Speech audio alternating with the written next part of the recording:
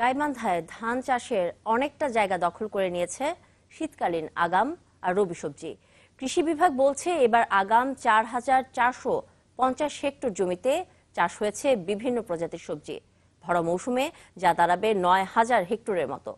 সবজি চাষে সম্পৃক্ত হয়ে এরই মধ্যে স্বাবলম্বী হয়েছে জেলার অনেক কৃষক। আসাদুজ্জামান মামুনের তথ্য আর ছবিতে ডেস্ক রিপোর্ট। মাচায় ঝুলছে লাউ, মাঠ জুড়ে নানা জাতের সবজি, ব্যস্ততার শেষ নেই কৃষকের। গাইবান্ধার কৃষকরা বলছেন সবজি চাষে কম সময়, সেচ, সার, পরিচর্যা সহ অন্যান্য খরচ কম হয় তাদের আগ্রহ বেশি। বিঘার পর বিঘা জুড়ে চাষ হচ্ছে লাউ, করলা, ঝিঙা, বেগুন, শসা, লাল শাক, ডাঁটা শাক সহ নানা জাতের সবজি। উত্তরের এই জেলায় প্রতি মৌসুমে উৎপন্ন হচ্ছে প্রায় ২.৫ লাখ মেট্রিক টন সবজি, যা জেলার চাহিদা মিটিয়ে যাচ্ছে রাজধানী ঢাকা সহ নানা প্রান্তে।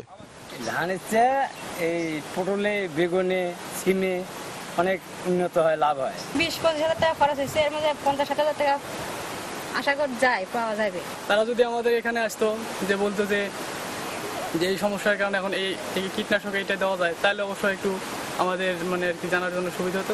কৃষি বিভাগ বলছে বিভিন্ন কর্মসূচির আওতায় প্রশিক্ষণ এবং প্রদর্শনীর মাধ্যমে কৃষকদের সবজি চাষে উদ্বুদ্ধ করা হচ্ছে। আমরা কৃষকদেরকে বিভিন্ন প্রশিক্ষণ, প্রদর্শনী এবং উদ্বুদ্ধকরণের মাধ্যমে সবজি উৎপাদনের জন্য আমাদের প্রচেষ্টা অব্যাহত রয়েছে। সবজি উৎপাদনের মাধ্যমে অন্যান্য ফসলের থেকে একর প্রতি বেশি উৎপাদন করতে পারতেছে, একই সঙ্গে তারা আর্থিক দিক থেকে লাভবান হচ্ছে।